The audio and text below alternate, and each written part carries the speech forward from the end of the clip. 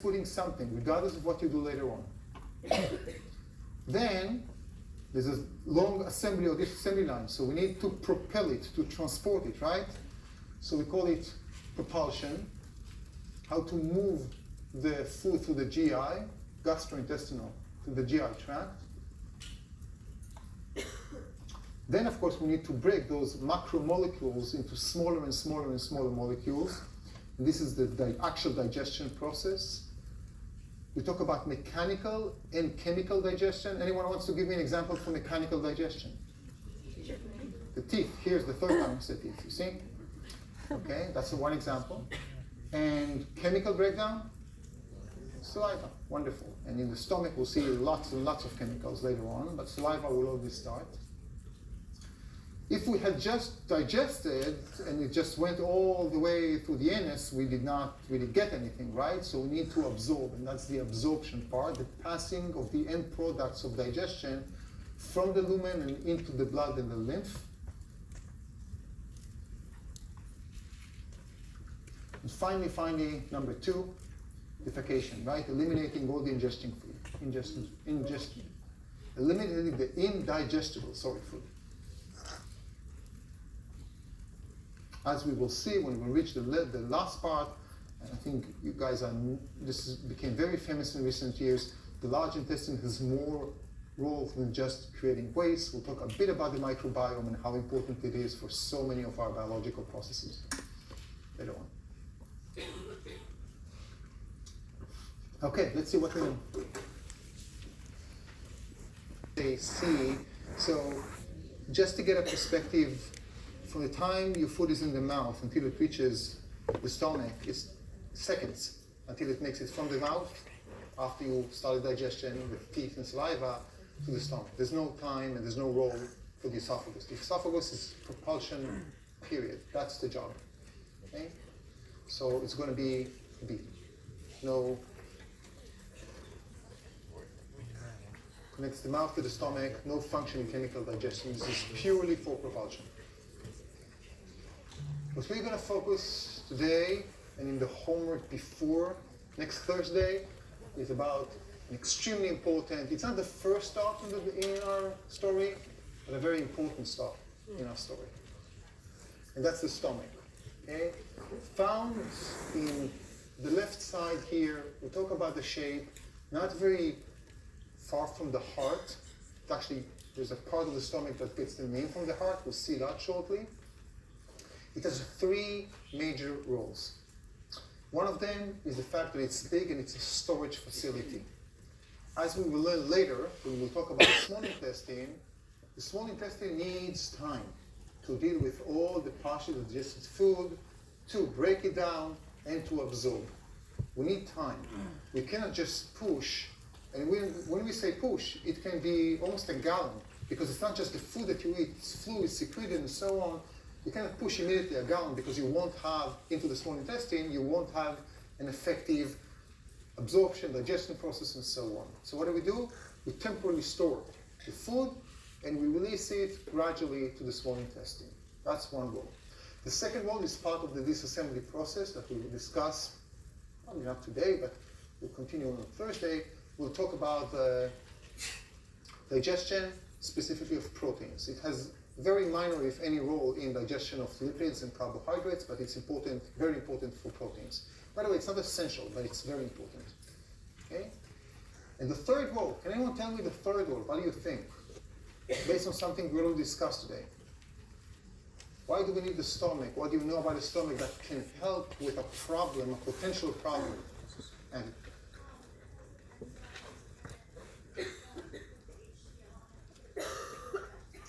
excellent. It's not so much the enzyme, but it's the HCl. So we talked about the challenge that we have. We are eating a lot of pathogens. And we want to make sure that we deactivate those pathogens. And the big first stop, not the only one, actually the first stop will be the saliva. But the big one is going to be the acidity of the stomach. The stomach is extremely, extremely acidic. We can reach a pH of 2.0 or so. So it's extremely acidic, and that kills not all pathogens, but a lot of those. Okay? So our goals, objectives, to describe the anatomy and the histology of the stomach, to explain the functions of each of the components of the gastric juice, and the last part, not for today, we'll maybe start doing this, but we're definitely going to do this. This is the first part. Okay, so when you look at the stomach, and this is of course a section, you can see the open stomach in this case, right? Some call it a bean shape, some call it, there's so many different things. I like to think about it as a inflated sausage, a veggie, of course, sausage. I'm not just using sausage, I'm saying inflated. Why do I say inflated? Because it's inflated, because it can change volumes so dramatically. When you have what we call an empty stomach, after the night, for example, assuming you don't eat during the night, then after a night's sleep, then if you look at juices, the volume is around 50 milliliters or so. Maybe a bit more, maybe a bit less, but around 50. But after you eat a big meal, that can go to 4 liters easily, a gallon of food. So that means we have an inflated stomach, right? That provides a challenge, because if you think about the layer that faces the lumen, right, as the stomach inflates, extends, right, and expands, basically, what can happen to the cells here? They're going to be torn apart, right? Because they were here and then somebody is stretching. There's a limit to how much you can stretch. So for that, as always, function follows form. We have an anatomical solution. And what we see here are many folds. The layer is folded. Typically, when we talk about folds, we think about what? Surface area, right? We increase the surface area. This is not the main reason why we have, even the reason for that. The reason is that all of these cells are folded upon each other, and when we stretch, what they do, we stretch the folds, the cells themselves are not torn up. And what we call this part the ruji or rugi. I'm using ruji, ruga, or ruja as a singular fold, and when we talk about plural, it's ruji. You can see the beginning of the small intestine here, the duodenum, and here's the esophagus, and we're just going to introduce now, first of all, the anatomy, and then we'll talk about the histology. So we have basically 4 parts for the stomach. The first one is called the cardia, and it's called the cardia because, I told you that. Why is it called the cardia? It's close to the heart. We know cardio, right? The second part is what we call the fundus. The fundus, you can think about it as a mini reservoir in the big reservoir. The fundus is the upper part of the stomach. Digestion doesn't really take place in the fundus. The fundus holds some of the juices, the partially digested food together with the juices, and then it's gradually going to the main part where it's going to be digested. The main part where it's going to be digested is called the body. And the last part is called the pyloric region or the pylorus. Since we like to divide and subdivide, we divide the pyloric region into 3 parts. The pyloric atrium, the chamber, that narrows down to the pyloric canal, and ending with the pyloric sphincter. Who wants to remind me when we use sphincter? What are sphincters? Capillaries. So what are those sphincters? What are them, first of all, histology-wise, what are they? The bone, what are they? They're smooth muscles, wonderful. They are ring-shaped smooth muscles that we can either contract, and then they close, or relax, and then they open up. Why do you think we have a sphincter over there? What can we gain from a sphincter? Regulates as much. I don't want all the gallon here of food to go into the small intestine, so what am I going to do? I'm going to release 2-3 milliliters every time to that sphincter. I can control how much. If I need to slow it down, and we'll see, let's say the small intestine getting too much. So we are telling, right, molecularly, we are telling the stomach, hey, contract your sphincter a little bit, too much here, if you can slow down the emptying of the stomach. Okay?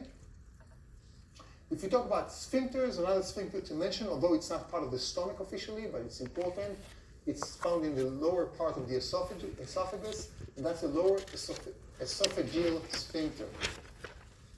Now, why do we need a sphincter here? I mean, there's no problem with We don't need, the stomach can hold all the volume. We don't need to release food from the esophagus, gradually from the esophagus to the stomach. Why do we have a sphincter there? Anyone has any idea?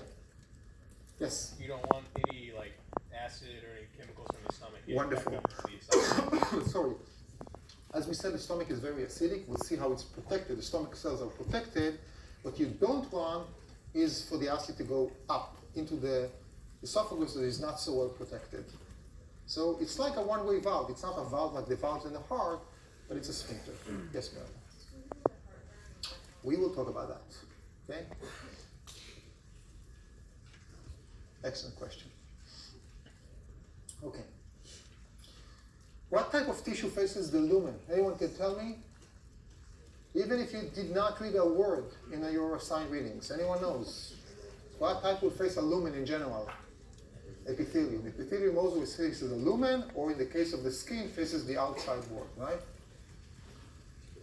We have you can see that the stomach is mainly volume, it's emptiness mainly, right? And juices and so on. There's a very thin wall surrounding it. This wall is not actually so simple, it's pretty complex. There's tons of stuff here, so we're just going to introduce it gradually. Okay? So first of all, just to orient you, the lumen in this case is from the top. So imagine the laser point right here is the partially digested food coming from the esophagus is going to run through here. Okay? What you see those epithelial cells. The surface epithelium labeled here in pinkish purple, okay, that's what you see. Don't worry about everything that you see right here. That's not for now. Okay, lots of colors in this diagram. It's important, but not for now. The big layer here is called the mucosa. The mucosa is the big layer that includes the epithelium that faces lumen. Later on, what we see is the submucosa, mainly connective tissue. This is where you also find most of the blood vessels and neurons. And then you're going to have 3 different layers of muscles, the external muscles, muscularis externa, and finally the coating layer, the serosa, in green. Yes, Rash?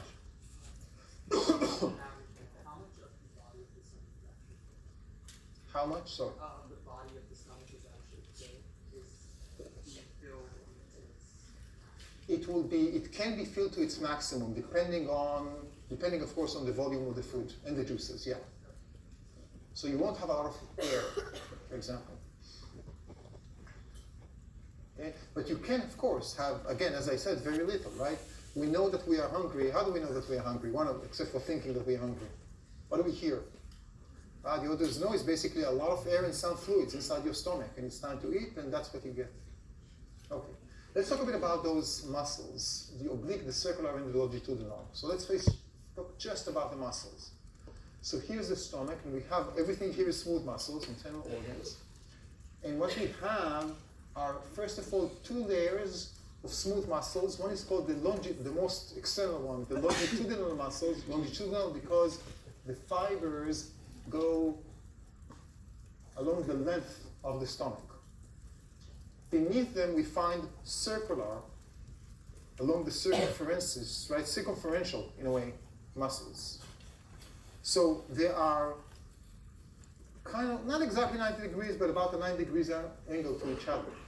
What we gain from that is when we contract and relax those muscles, what we get, we allow the movement of stuff, in this case food, through that lining. Now you will find these 2 muscles, not just here, but along the entire GI tract, okay? And this is what allows us for what we call peristalsis. Peristaltic movement, the movement of food throughout most of the digestive organ.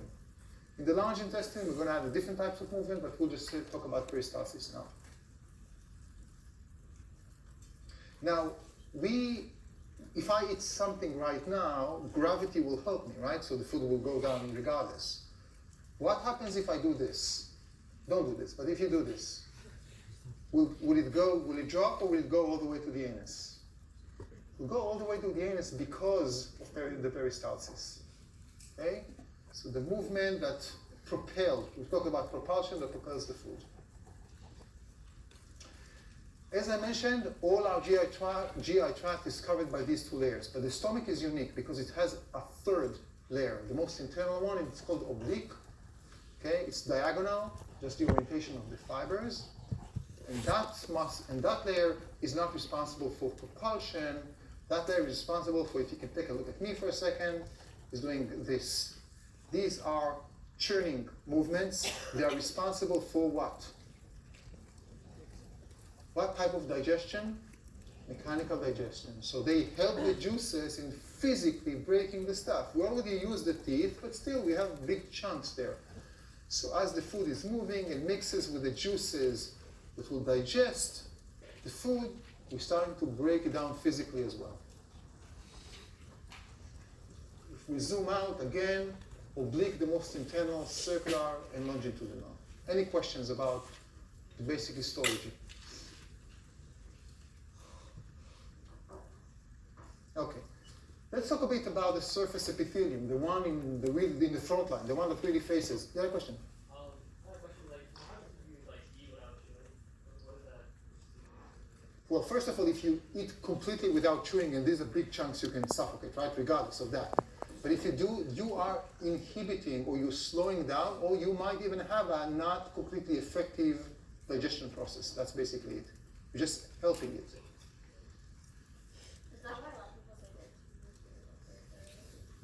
Is that why people? Yeah, the more you chew your food, the better. It also signals, this when we talk about regulation, it also signals the downstream components to start secrete juices. So even when the saliva is secreted, basically, signals start to come to say to the stomach, to the small intestine, hey, food is about to come, start to get ready. Okay? Okay, let's talk about the surface epithelium. Let's say that you are now food, you don't want to be a food getting into the stomach, but imagine for a second you are. What you'll see is that purple label, but that's exactly what you'll see. This beautiful scenery. Each of these bean shapes, it's a cell. It's one of those cells of the surface epithelium. These cells are secreting a protein called mucin, but when it's mixed with water, and there's a lot of water over there, it's becoming what? Mucus, that disgusting thingy, right, that you're familiar with, but it's very important. We'll come back to the mucus. What else do you see here, if you just look at it? It's not really smooth, right? What do we see? You see those small pits, right? It's like our pit, right? Like the carina pit, basically. We call them actually gastric pits. Anything with stomach is gastric. Gastric means tells you that it's stomach. And we have millions of these gastric pits. Now, one would imagine, okay, is that gastric pit just maybe increasing the surface area? Or maybe there's something inside. Maybe it's not just a pit. Maybe it's the top of a well. Maybe it's going deep inside. So for that, we have to look very close, right from the top. And it looks like it's not just a pit, right? There's a hole over there. Is there something at the end? There is.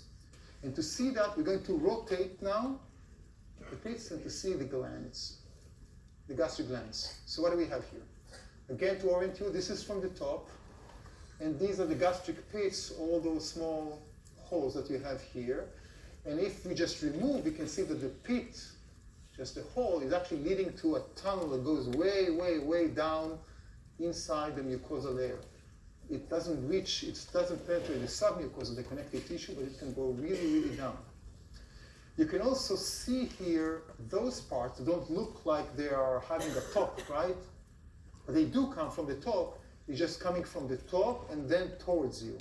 So the tunnels, if you're missing the three dimensions, tunnel go down, but can also go like this, horizontal. So what you see is a cross-section, if you will, right, of one of those tunnels.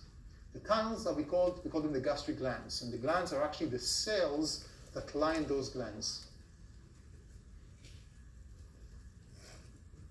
Why are we talking about these glands and wells and pits? Because they're going to be important for the physiology. Okay? And these are the ones, the glands, that are going to synthesize and secrete different sort of molecules, or together we call them gastric juice. And they're going to be secreted and going up through the pits into the lumen of the stomach, and they're going to help in digestion. This is the real image of what you see. So all the reddish, purplish colors here are nuclei of those gastric gland cells, right here. Any question?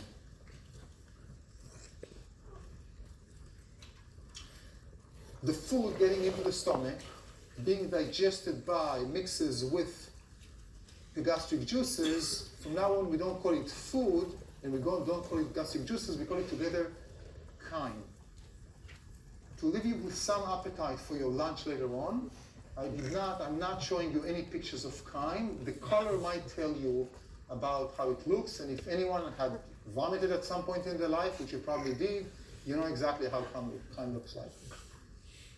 Partially digested food with the gastric juices. So what are those gastric juices, and what are they composed of? Before we do that, and we'll continue with that on Thursday, but before we do that, before we do that, just a short detour. Actually, I addressed that in the very, very, very beginning of our lecture when I introduced to you A and P, but because you probably don't remember anything at that time. So just to remind you that detour, how do we know about the gastric juice, what it's made of? How do we know about digestion? It is the story of Alexis of Martin. Sounds familiar? Looks familiar? Yeah, from that slide? Okay. So what's the story? Just to refresh your memory. Dr. William Beaumont was a medical doctor in the army. He was posted in Fort Mackinac in Michigan. And he wanted to be a scientist. He was a medical doctor, but he wanted to study the digestive system, which basically scientists knew zero about. They knew that it's responsible for digestion. They knew that it's important. What goes on there? One big mystery. One day, a guy by the name of Alexis of Marty, a young person, was there doing some business, and he was shot. Accidentally, the story says, I don't know if it's true. The gunshot made a hole in his skin, left lung and stomach, and he would probably have died in a couple of hours if someone had not called Beaumont, and Beaumont came and saved his life. Hospitalized him in the army hospital and saved his life. And in a couple of weeks, not only did he save his life, he had this miraculous recovery where basically most of the wounds were healed. He was able to breathe by himself. He was able to eat by himself. The only thing that did not heal was the hole in the stomach. Whatever was there inside the stomach was separated from the outside world with the bandages that Dr. Beaumont put on it. Beaumont wants to save science and to learn about the digestive system, thinks, wait a second, I have a window to the digestive system, to the stomach at least, right? And I can actually just remove the bandage and look, and maybe I can do some experiments. So he goes to St. Martin and offers him a contract. Okay? He will give him money for the rest of his life, a stipend, a pretty big stipend that St. Martin would not have dreamed of enjoying. And from the contract, St. Martin agrees to obey, suffer, and comply with all reasonable and proper experiments of the said William Beaumont. And he did suffer and comply. At some point, by the way, he escaped. He ran off to Canada. Beaumont ran after him, found him, convinced him to go back. There was a third escape. Really interesting story. Okay? What Beaumont did is to start a set of experiments with his guinea pig named Alexis of Martin. And what he did is to take different types of food, tie them to something, to a roll, to a string, and just put it inside the stomach for a given time. So he said, okay, you know what, let's take something fatty. And he put it inside the hole and waited for 2 minutes. He took it out and said, is that digested? No. 2 minutes are not sufficient to digest lipids. He put it again for 10 minutes and so on. He realized fatty food, lipidic, is not digested by the stomach. He did the same for carbohydrates. When he did it for proteins, he realized it is actually digested, but we need that given time. So he wrote himself, stomach juices digest proteins, and they need this and that time. He is the one who found that the gastric juices are extremely acidic, and HCl is involved in that. He's the one who discovered and wrote about that there's some sort of connection between the mental health, because when Alexis of Martin was stressed, and who can blame him for being stressed, there was less gastric activity. There's some connection between brain and stomach. And eventually he wrote his findings in the physiology of digestion that is really the fundamentals of the digestive system. Of course, we learned more of many other scientists since then, but the basic stuff is right there after, I think it was 200 and something experiments with Alexis McMartin. Okay? So, back from the historical detour, that's on Thursday, after our short thing that they called an exam on Tuesday. I'll see you hopefully in review sessions and such.